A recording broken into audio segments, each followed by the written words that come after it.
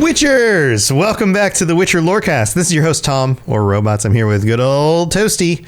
And Toasty is super excited to delve even more into Season 3 of The Witcher, his favorite TV show on all of the planet Earth, with his favorite Don't put that on me. Showrunners. Don't put that on me. Okay. Well, maybe not favorite. Second favorite. Toasty, we're talking about Season 3, Episode 3, and Episode 4. We've got like Ciri getting lost in the town, in the marketplace. Mm-hmm. We've got a boat thing with a boat monster. We got all sorts of fun stuff. These feel like the in between episodes. We had kind of the hey, remember how bad Season 2 was? We're trying to fix it. Those were like the first two episodes. And then we have like the fifth episode, which is like, we've got this really cool dynamic situation at a party, and we're going to come at it from all these different angles and show different perspectives on what's going on. But with episode 3 and episode 4, it's more of just like hey, we got to get from here to there. That does it feel like that to you? But they're fixing the travel times. Yeah, they're fixing the travel times by actually... See, look, we're traveling. Look, they're actually going somewhere. Yeah. It's crazy, right? Right, amazing. They don't just teleport their horses across the continent. So, all right, so where do we start with episode 3? So we start at the beginning. It seems like Jaskier has somewhat made up with his old flame. Vespula. Yeah, the very one that was throwing everything out of off the balcony in the first episode. Yeah. Which it was weird because she was jealous that he was sleeping with another woman, and then he starts going off about how Radovid is a spoon. Yeah, and different. Yeah, and they're like talking about like their sexual conquests or whatever, and it's all now they seem like buddy about it again, and it's like what? Which, I mean, I guess if they were able to come to like an agreement for a healthy arrangement on how their relationship works, then sure. But it just seemed very different to see her in the last episode throwing his stuff off a balcony too. Right. Now he talks about being attracted to another man, and she gets on top of him because of it. It's like, okay, all right, whatever.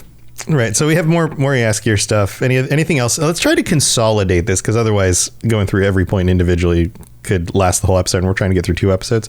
So any other Jaskier stuff that you want to call out on this episode? Because we have kind of the growing of that relationship of the Radovid Jaskier thing.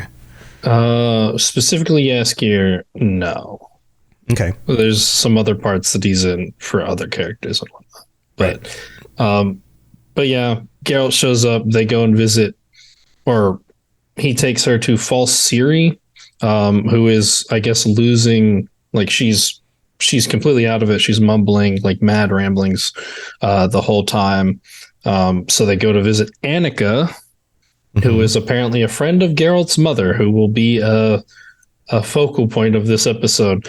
What did you think about the whole bringing back his mother thing and conversation? That was one of the things that really surprised me, was that conversation came up, and like, I don't know why they did it. Like,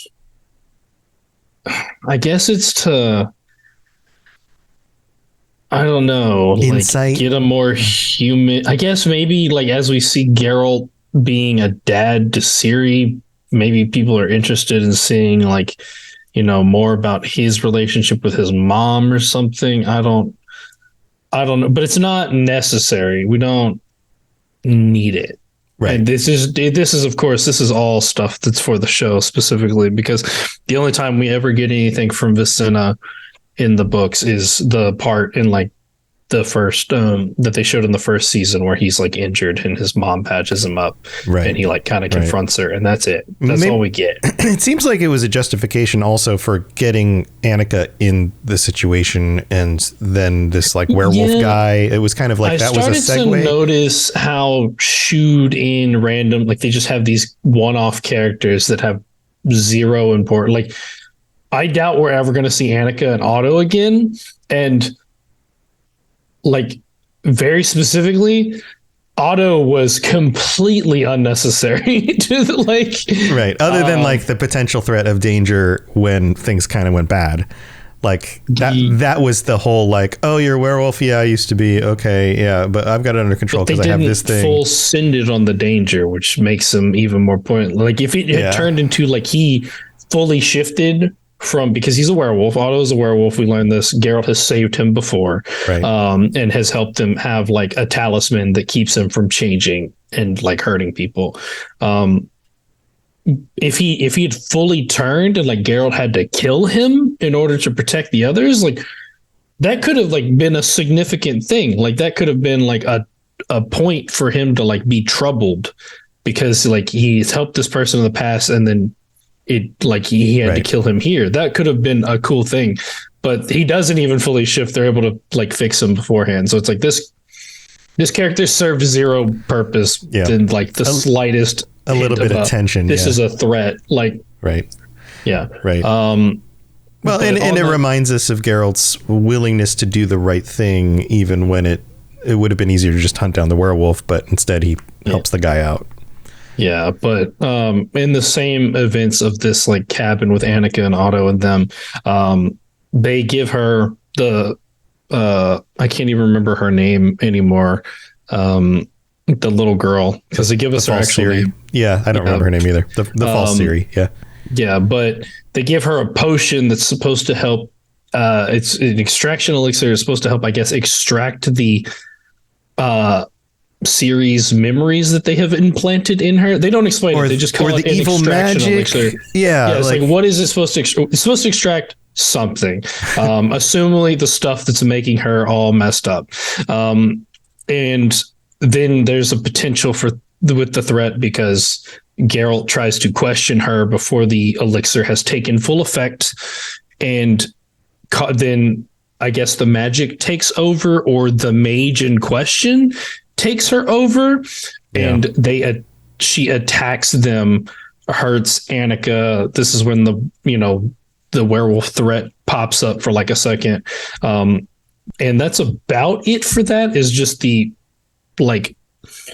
it's a lead. They're following a lead and like what this girl, what information she can provide. Right. And it also gives us a little bit more insight into her suffering and how these poor children are being abused by whatever magic this is and whoever this is that's doing it.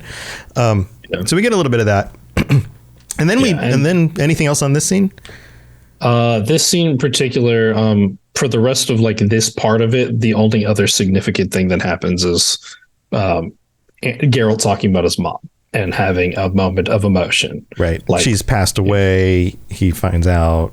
Yeah. And then he talks about the stuff he remembers about her and stuff. So it's like, it's just like supposed to be emotional, but honestly, it didn't. I was kind of like, right. I also felt the same way. I felt like, okay, why are we revisiting this? We've already established that like sad things happened. Geralt was sad because of it. This is part of why he became who he became, like all of that. So, but then things shift over to the whole Yennefer Ciri thing. She's taking Ciri to Aretuza still, right? And they're traveling through some town. I don't know if I even caught the name of the town. I'm thinking it's Novigrad, because of the Giancardi Bank. I think that's in Novigrad, if I remember correctly. But yeah, they make a visit. We get a wonderfully flamboyant Giancardi character that is probably never going to show up again either. But I thought he was kind of funny. The way his like mannerisms were, it was fine. Yennefer goes to basically, I guess she needs a secure place to talk to Tissaia because she has to talk to her in the vault. I guess it's for like maybe magical protections or something, so that she doesn't get eavesdropped on, because they do reveal later on that like she's being traced by either Riance or the mage in charge of Riance. That's in like the next episode. But I guess that's why she can't portal around during this part, is because someone is tracking her through her magic or something. They mention it one time. That's it. So I guess that's the explanation. But she sends Ciri off with the the chaperone, which is something that does actually happen in the books. And she goes and confronts Tisea to get Tisea to basically forgive her, and then to agree to train Ciri, because Yennefer sees Tisea as the most powerful like mage on the continent, and she doesn't have enough power to train Ciri herself. And they just have kind of like a nice bonding, like their relationship is, very like mother-daughter, which is an important parallel for the Yennefer-Ciri relationship that they're kind of building upon. Right. It's nice. It's a cute scene. Yeah. And meanwhile, Ciri goes into town and runs into or comes across a basilisk. Yeah, this showman thing where like they're in the marketplace and there's all these things for sale, but then people are doing shows and trying to sell tickets to the show, and this one guy claims to have caught a basilisk, and she's like, that's too small to be a basilisk, because she knows what a basilisk looks like. Yeah. And then, which we've seen, they supposedly the things we saw at the last episode of season 2 were basilisks, right? So definitely a very large difference in size, because those things were very large, right? And this thing was just a little guy, right? And she can't help herself but to like call him out and be like, what are you doing? This isn't even a basilisk. And then the dude tries to hit her with his cane, and it all goes crazy. The wyvern, it ends up being a wyvern. It's like a baby. Yeah, it's a baby, little baby wyvern, and it's a freaky looking thing too. It has like spikes on its back too, which I was like, okay, the design's real freaky.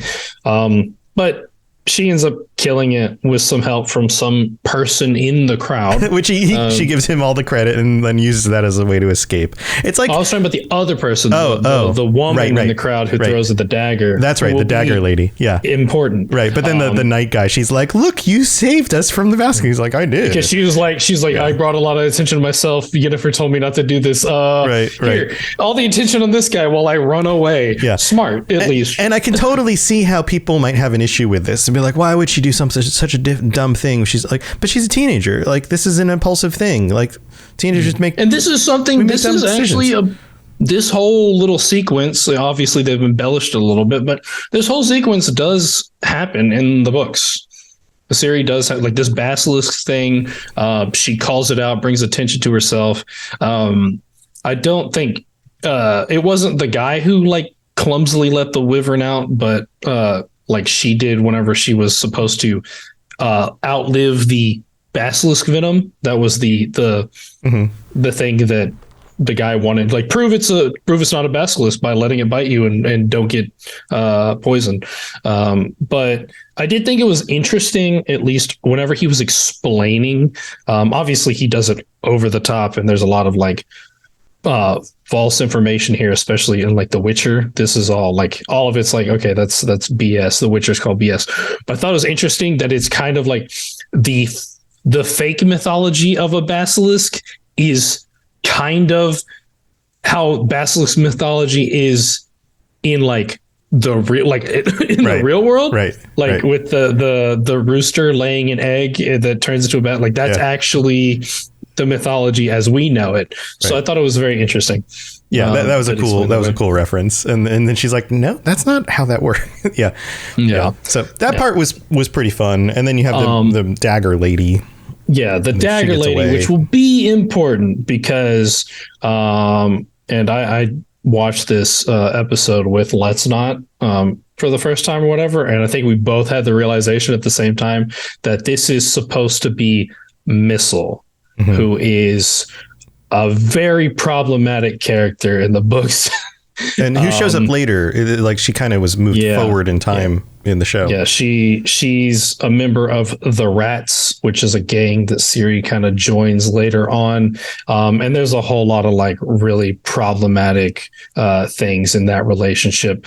So, but this is the hint. They don't give us the name. They don't give us anything to show her, and they don't confirm it, but I'm pretty sure this is who it is. I think it's so, and that's kind of the important takeaway there. Right. And then that whole scene ends. She ends up back with Yennefer, right? And then she runs into these other mages are there. All the ladies are all like doing their like uppity lady things, and Ciri's like having none of that. And then Yennefer's like, listen, this is just, sometimes you just have to play the part, and this is me playing the part. Like, this is me doing my thing in order to make things better for you and me. So let's just go along with it. And Ciri's like, nope, and then runs away. Yeah, so I didn't really like the first part was fine, like all of them being like rude ladies drinking their wine, talking shit or whatever. That's fine. That's actually like how it is as well in the books. And because of that, Ciri doesn't like it. She runs off. Right. But the fight that they have was like, that was an addition. And I didn't like the fight. Like because the argument, like between the two of them specifically. The argument between the two. It was both uncomfortable, and like it was just like pain on either side, and kind of just like Yennefer attacking Ciri in a way, like it just, all things about this fight I hated so much. Right. Well, I mean, if you are going to say something nice about it, it's the fact that, or something justifying it, it's the fact that Yennefer is struggling with being a mom. It's difficult for her. It's not like she had a good example growing up, you know, like, so she doesn't always respond in the best way in these stressful situations. And so this turns into Ciri running off. But again, it may have been a little bit more drawn out than it needed to be. Is more drawn out than it needed to be. And then they don't make up for it in the same way that like it does in the books. Because like Ciri runs off, and when she finds Geralt, Yennefer's already there because she's portaled to Geralt because she was worried about Ciri. But they can't portal, so because Yennefer not only goes back with all of the mages, doesn't even mention, like, it doesn't show her being worried about Ciri at all. Yeah, it's just like Ciri ran off, and Yennefer's like. Yeah, all of that felt like very just like, I don't know, just kind of jumped over, right? Like, oh God, Ciri's out there in the wild. Oh, but she ran into Geralt. Everything's fine. So we as the viewers are going to be like, it's okay now. And then Yennefer's back with everybody. And no, it's fine. Like that part felt very rushed. Yeah. And there's like, as far as the rest of this is not that important. I did have a note that they really needed to fix Tissaya's hair in like the scene where her and Yennefer are talking, because she just has a loose strand like going down, and it's not me being picky about them being careless with it. Like, that makes sense normally whenever you're in they're in a sauna, like you don't really care about this stuff. But Tissaya is a perfectionist. And they have so far at least kind of kept up with that. So her having a hair out of place doesn't work. And I just, that was a small detail. I was like, fix that, please. She would never. So we have a number of other side plots, and just a few minutes to cover some of these. So we've got the whole Dijkstra, Philippa stuff still going on in the background. With Radovid and Philippa are losing their foothold with Vizimir and somewhat Radovid. So Dijkstra cuts off the king's or the queen's head, puts it in a box, and pretends it's sent by Nilfgaard, because Vizimir was making deals with Nilfgaard because his wife was saying that he should. I thought this was cool because we finally saw Dijkstra kind of show his teeth a little bit. Yeah, he's felt very passive in the season up until that point, and then it was like, oh, okay, so he is willing to do things. Like, that was a very good, like, that whole part with like the queen's head in a box was great, especially like once the king's out of the room. That he just goes back to like, oh, because it's fine. He wasn't aware of that's exactly how it was going to be delivered anyways. They had orchestrated that the queen needed to die, but we find out like later that they let, I guess, Philippa's lover take care of all the details on that. So he was just kind of like, oh, I'm impressed. I'm going to eat now. That was great. I love the dynamic there with him, that he's finally like taking charge of the situation. Well, and the symbology of him sitting in the king's seat. And and then eating the king's yeah. dinner. Like that was good sure. too. That was good too. So we've got some of that stuff. And then of course, Radovid's being weird still. And is he clever? Is he not? We don't know yet. And then the whole Cahir side plot thing with the elves. Yeah. So not a whole lot here. Most of this is just the small little scenes that they're going to show as the lead up for the coup on Thaned. Yeah. But what did you think about the whole him killing Galadin thing in order to get back in with Emir?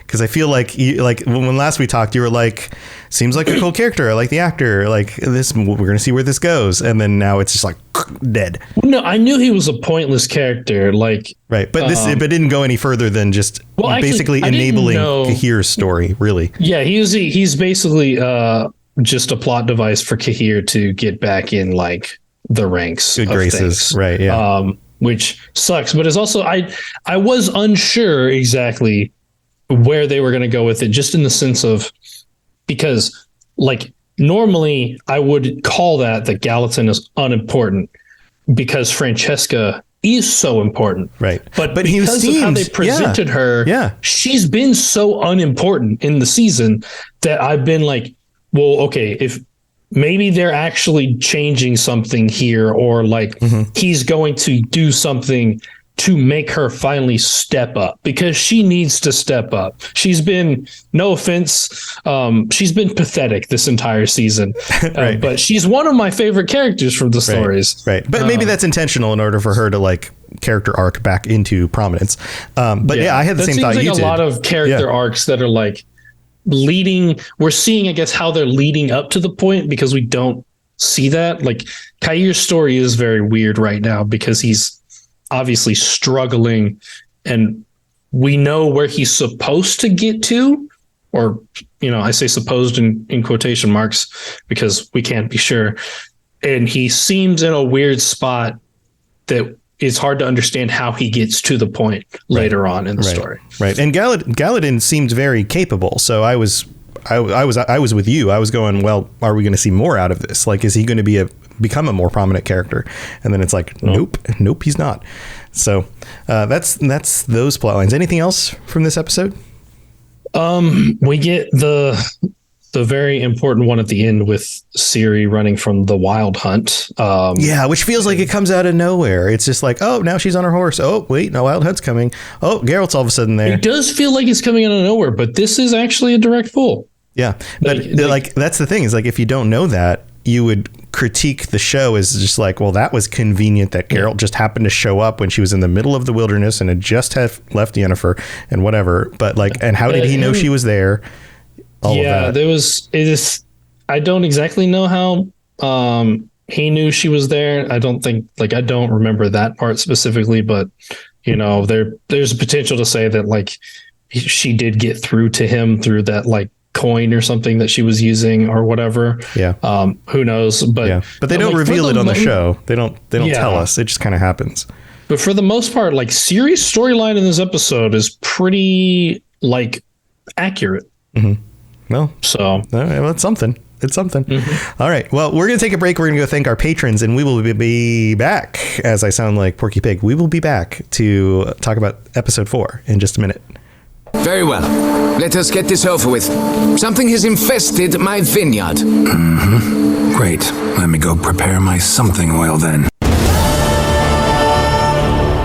All right, this is the middle of the show, and if we're helping you get through your workday or your commute or babysitting your grandchildren, I don't know why that came into my mind, then why don't you consider checking out our Patreon and all the different stuff you can get for helping to support this show.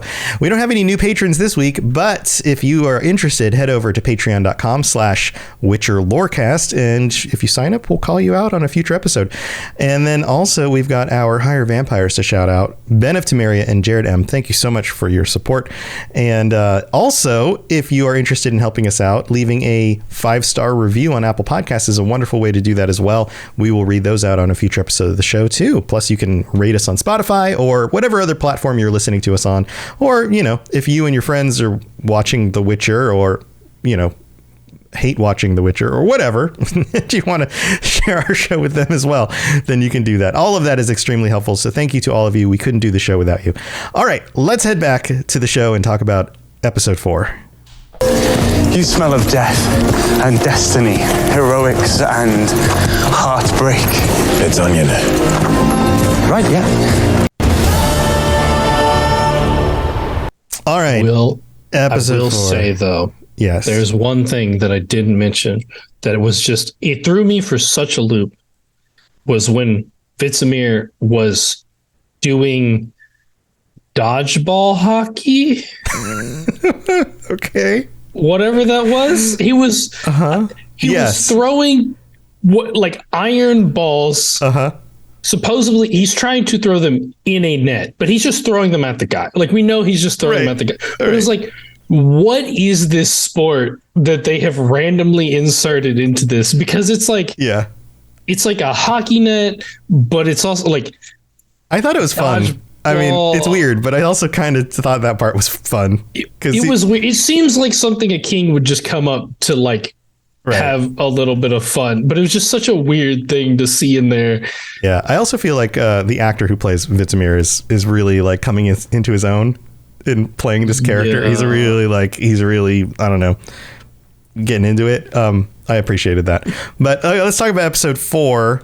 Where do we start with this? Are we starting with Cahir? Yeah, we'll get Cahir and Amir out of the way because we don't have a whole lot for them. But essentially, like we start with like weird dream hallucinations happening with Cahir. He's dreaming of Ciri and the things she's going through. He does do that. This is something that actually that also happens in the books. Like, he dreams of Ciri. I just hope that they stray away from the weirdness that some of these dreams had in the books, because he dreams about like Ciri being older and like they're inappropriate dreams sometimes. Right. Well, at least she's older. At least there's that. It's still not great because she's a child now. Right. So, and eventually that's going to come into like a, he likes her thing. And like, I really hope that they give him something other than that. Like, it's because that's just going to be weird because like, she's a child. We don't want to see. Yeah. Well, she, at least in the show, she is a little older than she is in the books.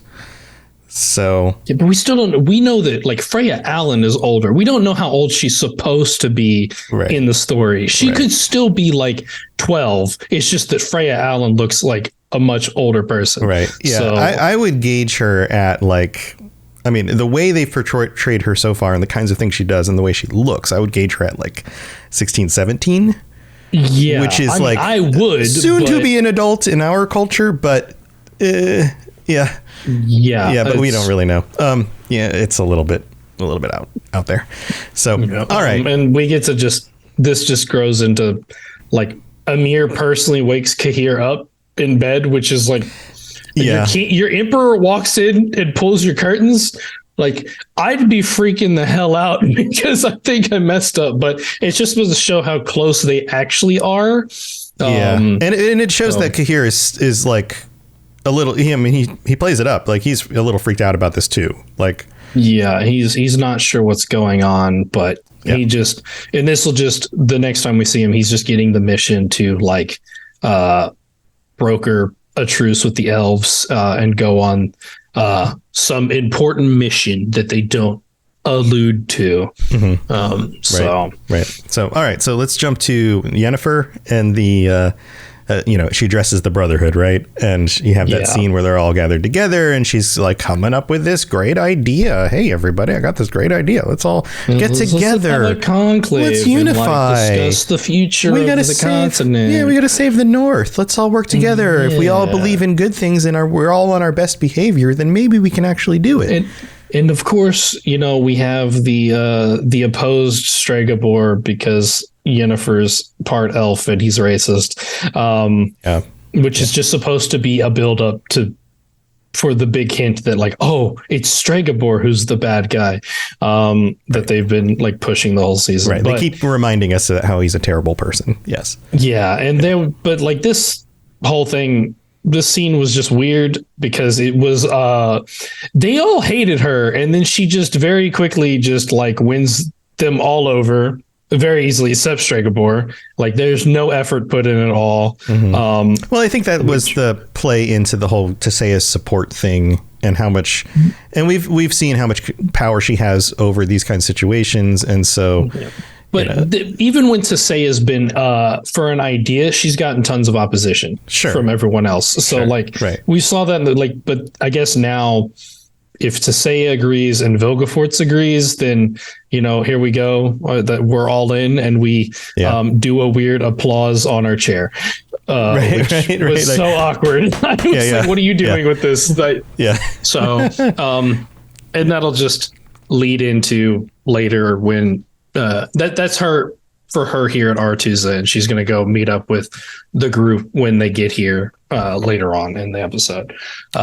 So moving on to the other group, Geralt, Jaskier, and Ciri get on a boat. There's apparently a monster problem. There's these other musicians and the other bard. We get Valdo Marx, which is we get an actual representation of Valdo Marx, because he's normally just a reference, like he just talked about. We don't actually see him.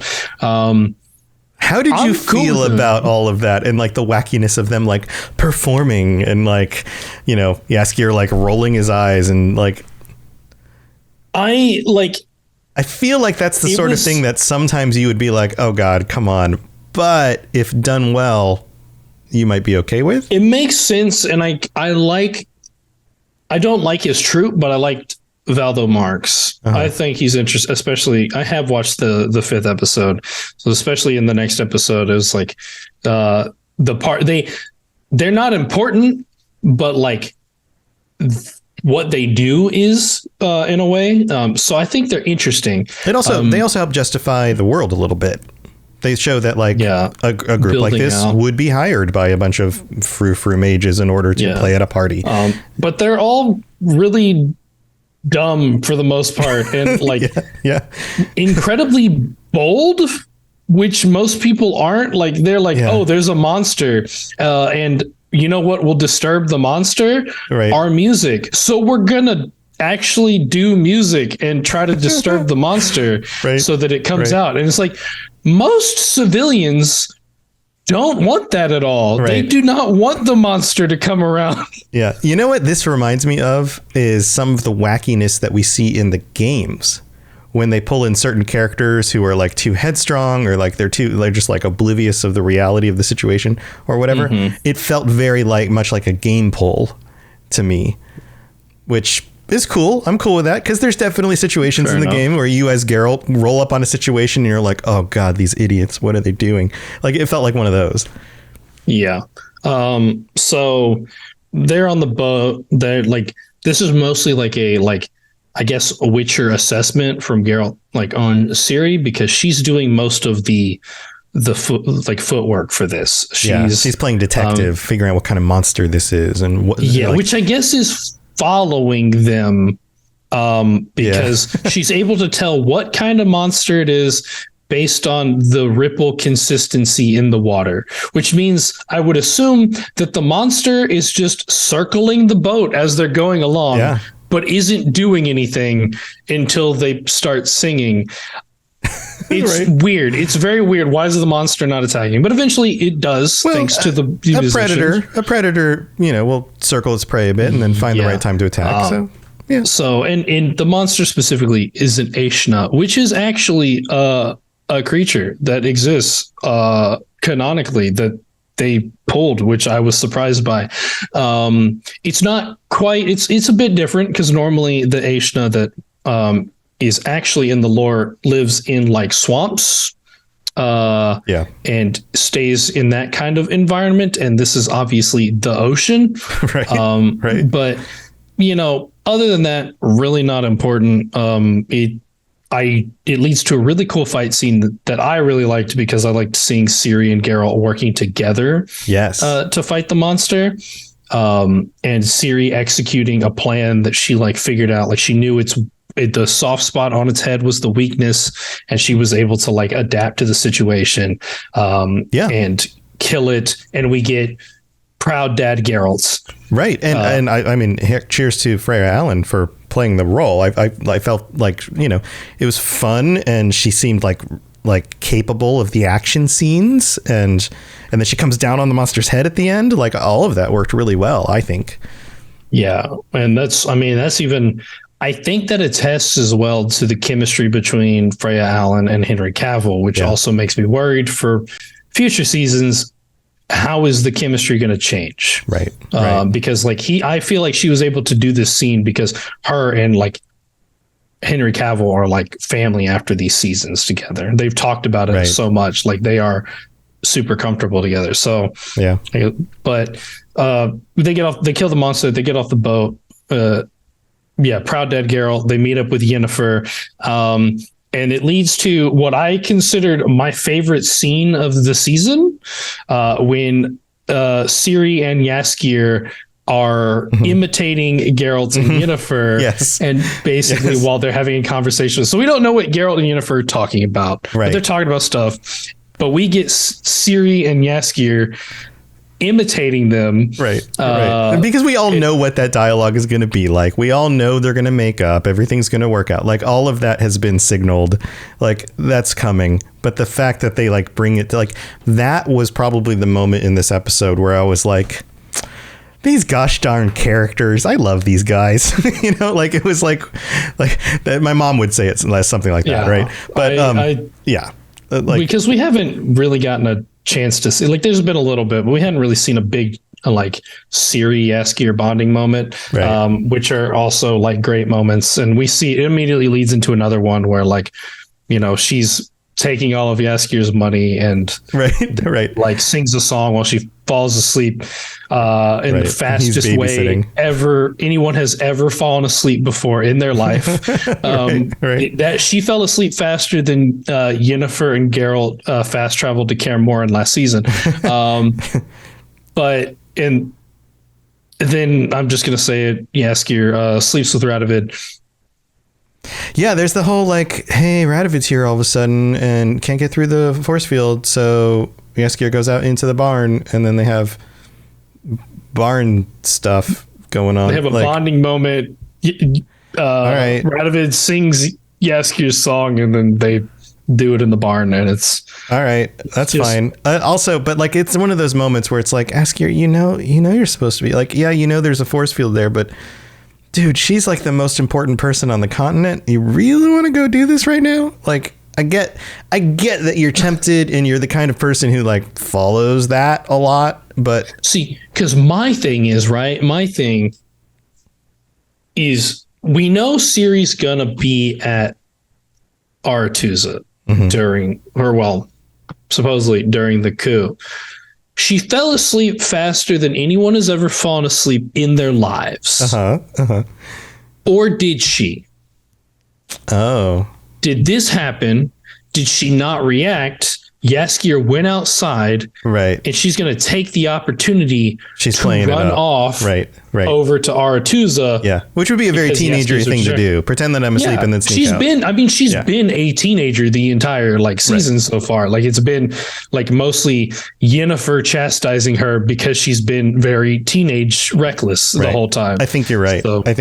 And it's not that something's going to happen to her. It's that she's going to go do something, which is even more important than why Jaskier should have been there. And is exactly why they would have added this in as a distraction in order to allow that plot point to happen. Yeah. When they could have just had Jaskier just fall asleep. They didn't need him to get distracted by a love interest, right? Maybe he's all right, well, that's enough. You took enough of my money for tonight. Let's just turn it in. He goes down and falls asleep. 30 minutes later, she's like, oh, he's asleep. All right, I'm going to sneak out. Yeah. So I don't know. It's whatever. It's the rest of this is mostly just political maneuvering. I did really like Yennefer using Vizimir against Dijkstra and Philippa, because they were we don't want to go to this conclave, and she's she ran off to Dad to tell they're not doing what they're told, and he's that was really cool, her just kind of showing up in that situation, and also, then I did like that little Easter egg for those that can grab it, because Yennefer showing up in the middle of a funeral and not giving a shit about who died and just talking the whole time. That's right. Because we get that in Witcher 3. And like when you show up to Skellige and go to that little funeral, she just walks up and then y'all end up like flirting with each other Right, during the a thing. funeral, And it's right. like, this is great. Like this is a nice little Easter egg. I appreciate this. But yeah, and then she gets Vizimir to basically tell Dijkstra and Philippa, you're going, and Radovid, but the other thing about that is that implies that Vizimir's not going. Mm-hmm. And he's supposed to die here. Yeah. Well, maybe. So how maybe are they he gonna does. do Maybe that? it's you're going okay, but then he's like he comes too, or maybe they kill him while everyone else is off and gone, so that doesn't make it look like they're That the ones who might did be it. what's gonna Yeah. happen. I assume so. But Yeah. it's still like, and we know that like we get a little bit of a hint that like unless you were really paying attention, I don't think you would grab it. But apparently Lydia, the one that can't talk, that's working with Ryance, was in like she was the one conspiring with Queen Hedwig. Hedwig, yeah, right. Vizimir's wife. So I guess she's there. Maybe she has something to do with it, or Ryance or whatever's going to kill him. I don't really know. And she continues to be super shady and walk around just looking at people. Yeah. Unless they just straight up have Philippa tell her like lover to do it, which is entirely because we know that like she's the one that killed Hedwig. Philippa and we know that Philippa is supposed to orchestrate the death of Vizimir somehow. That's why Dijkstra and her have a problem. So maybe like while they're gone, the lover kills Vizimir because of some reason. I could totally see that. Maybe she's orchestrated it. Maybe she there's the whole like she feels confident about Radovid being a better king, and so therefore let's get rid of this guy because he's in the way. That actually would maybe that's why they had Radovid as like the brother, so that it was a really easy like. Well, clearly he's the next king. There's no question about secession. Yeah, that might be. It's probably something like that. I guess we'll find out the next like in I don't know a few weeks, but maybe that's why. Yeah. And otherwise, that's about it. They showed Applegat dying. Which we saw him die or whatever. I was just incredibly proud because I timed it. Yeah. I started a countdown. I was like, and Applegat dies in 5, 4, 3. I got to 2 and I saw the dashes in the subtitles and realized I was going to be perfectly on time. And I like hit 1 and the arrow's right there on 1. And I was like, wow, okay, that was just fun.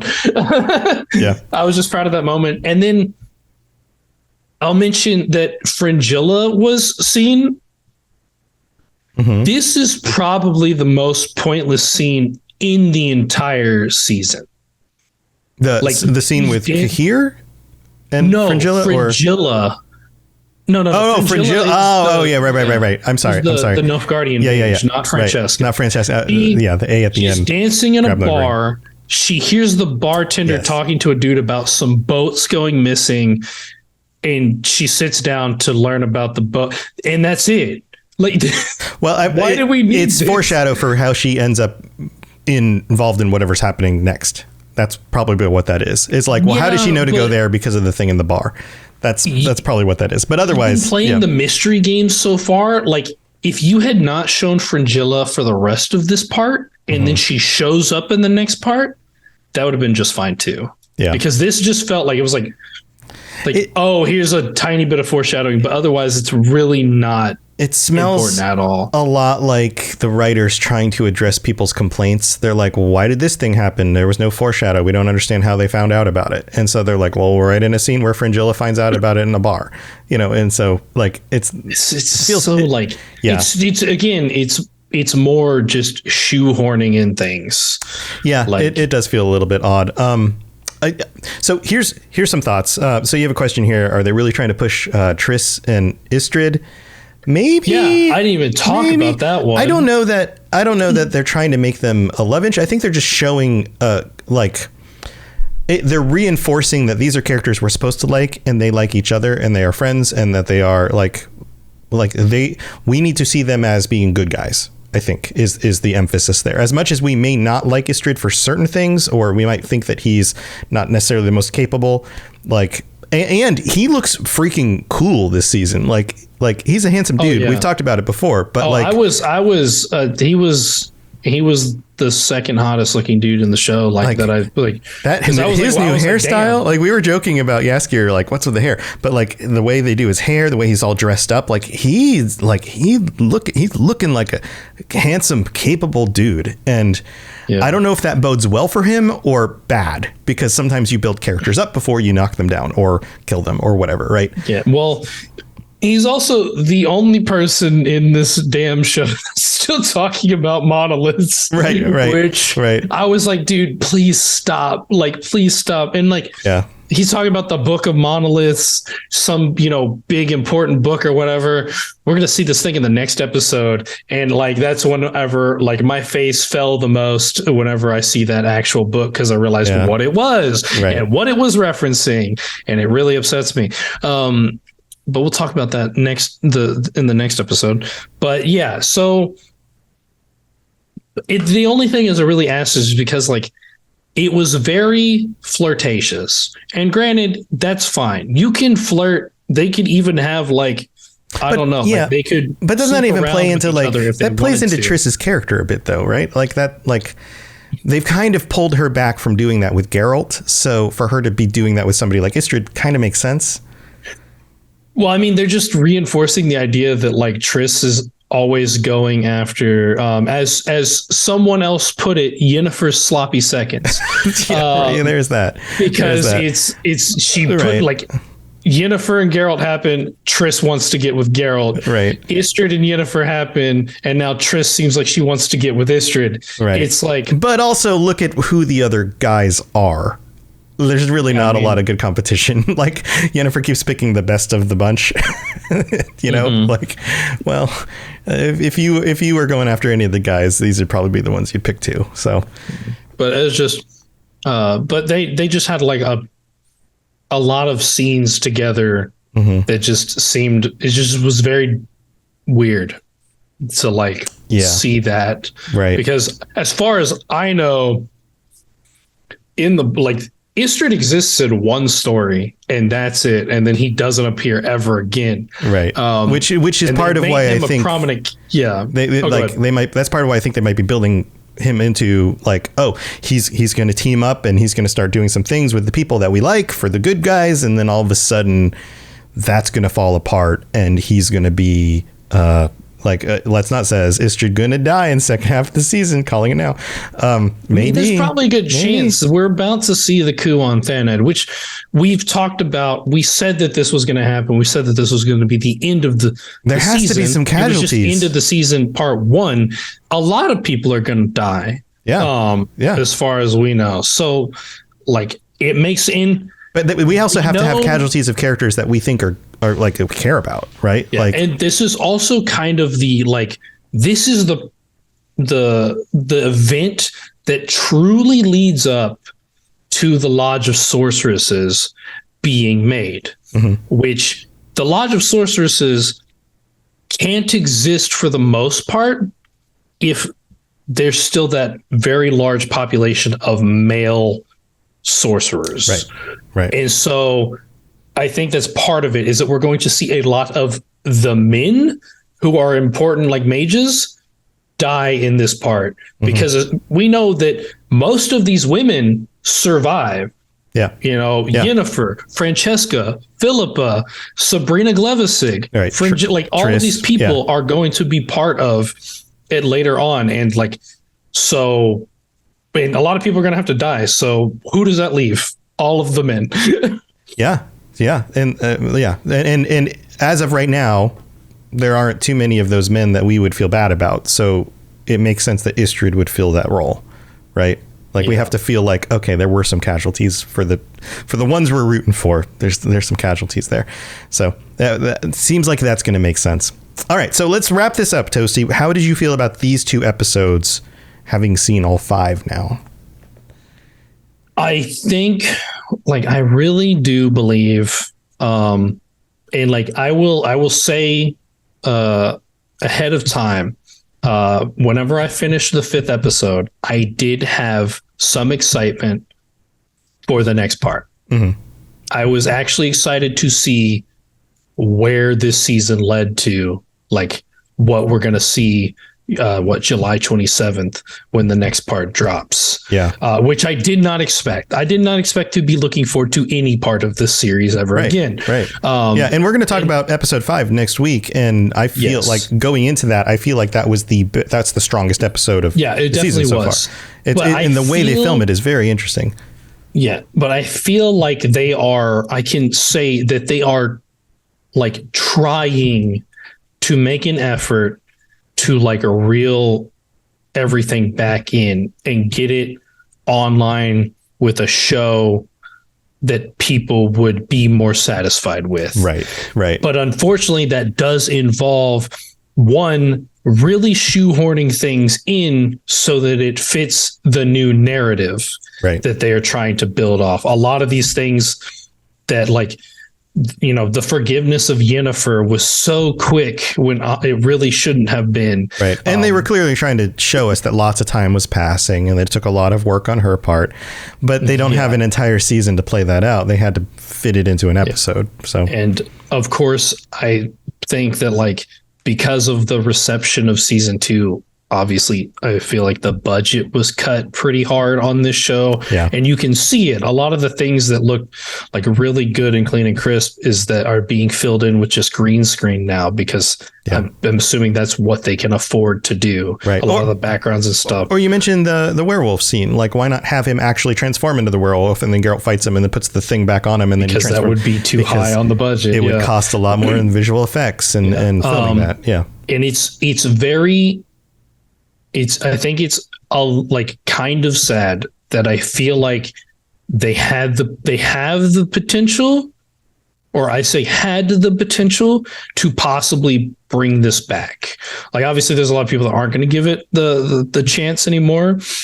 And if Henry Cavill hadn't left the show, I think there would have been a chance, but I just don't think that there's a chance now.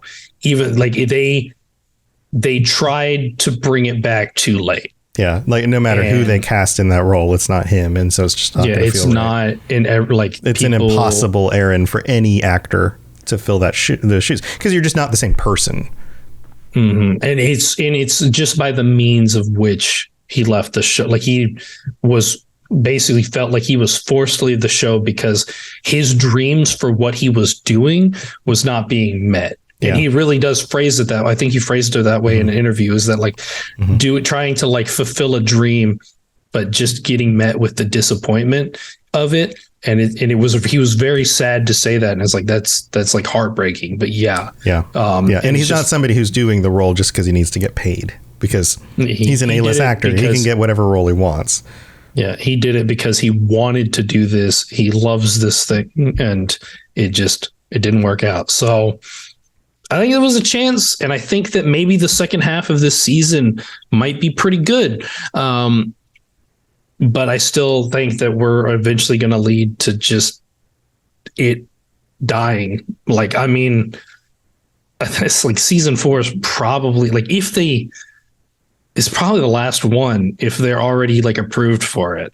Yeah. And who knows what it's even going to look like for the next season, because I imagine the budget's going to get cut even more because a lot of people just didn't watch this because of how upset they were already with all the news that they had. Right. So, right. Yeah, I guess we're just going to have to see. But that's going to do us. That's going to do it. That's going to do us. That's going to do it for episodes 3 and 4. And we'll be back next week talking about episode 5 and all the intricacies of what's going on there. So stay tuned for that, and make sure you come back. Make sure you're following the show, you're subscribed or whatever. And we'll see you next time. Toasty, you got anything you want to share before we head out? I'm still doing the Cyberpunk Lorecast, of course. Go check that out if you're interested in Cyberpunk. We're finally like being able to like reel it in. We've done our tour of the world of Cyberpunk. We're back in the States. And I got to start zooming back into to the settings that we know. And then check out the Cyberpunk Red Light Play podcast, Cyberpunk apostrophe D that I do with the Fumbling For and Almighty Crit Gang. Awesome. Yeah, all of that stuff at robotsradio.net. If you're looking for links, you got my shows at robotsradio.net as well. So I do lots of different lore casts, and we'll be back next week. So thanks for being here, everybody. Chat, thanks for being here. Good to see all of you. Stay safe out there. And oh no, I messed it up. I said it instead of you. You're supposed to say it. You say it. Stay safe on the path. Yeah, everybody stay safe on the path. All right. Bye, everybody. Thanks for tuning in to the Witcher Lorecast. We'd love to hear about your experiences with the games and the books and the TV series and all your thoughts on everything. Please check out the Robots Radio Discord and follow us on Twitter at Witcher Lorecast. You've been listening to a Robots Radio podcast. Smart shows for interesting people. Check out all the shows at robotsradio.net.